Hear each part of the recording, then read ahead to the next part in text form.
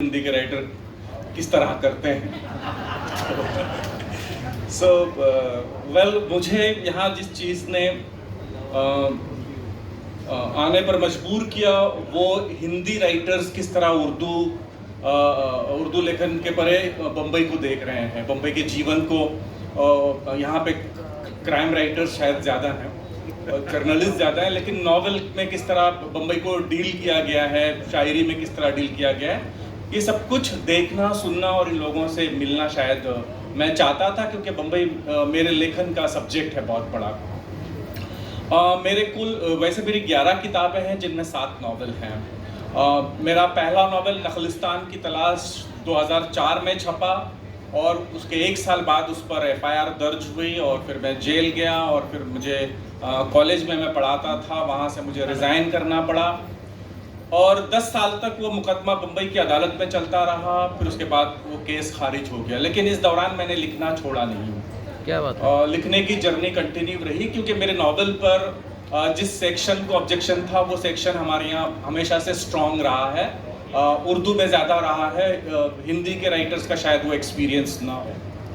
तो इस्मत चुगताई और मंटो के लेखन पर जो जिस तरह का ऑब्जेक्शन रहा है उसको मैंने बहुत करीब से देखा है और फेस किया।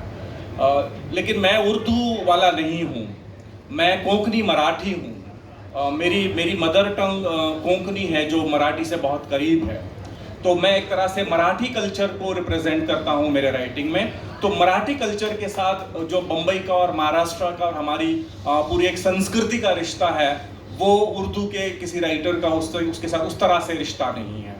उसके साथ बम्बई मेरा सब्जेक्ट बनता है, तो फिर मुंबा देवी उसमें आ जाती है और जो हमारा पूरा सांस्कृतिक रिलेशनशिप है वो आ जाता है। तो उर्दू का लेखन उस तरह, मेरा लेखन उस तरह का नहीं है जिस तरह का जनरल उर्दू लेखन है। मेरा ईडियम भी शायद उर्दू का उस तरह नहीं है।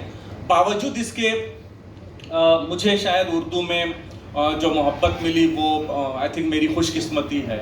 हालांकि उर्दू में बहुत बड़े बड़े लिखने वाले हैं, लेकिन आज का जो फिक्शन है उर्दू का, उसमें शायद मुझे एक मकाम मिला है।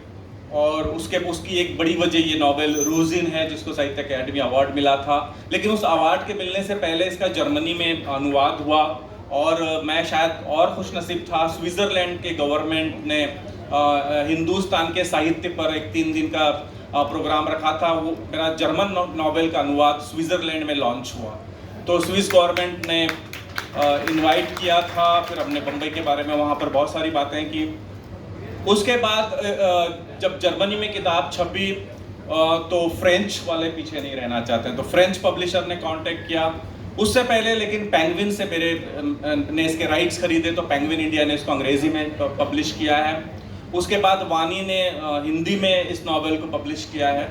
तो ये नॉवेल काफ़ी भाषाओं में ये आया है।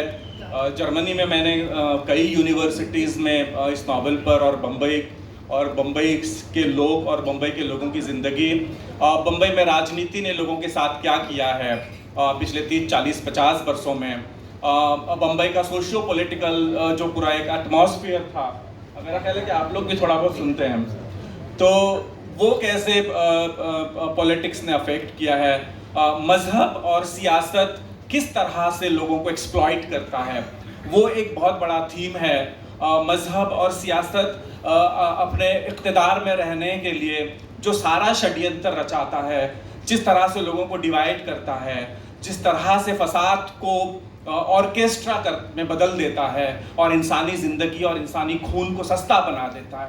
मेरा ख्याल है कि राइटर इस पर नहीं बोलेगा और मानवता के उससे जुड़ा हुआ नहीं रहेगा, तो समाज का दूसरा कौन सा अंग रहेगा।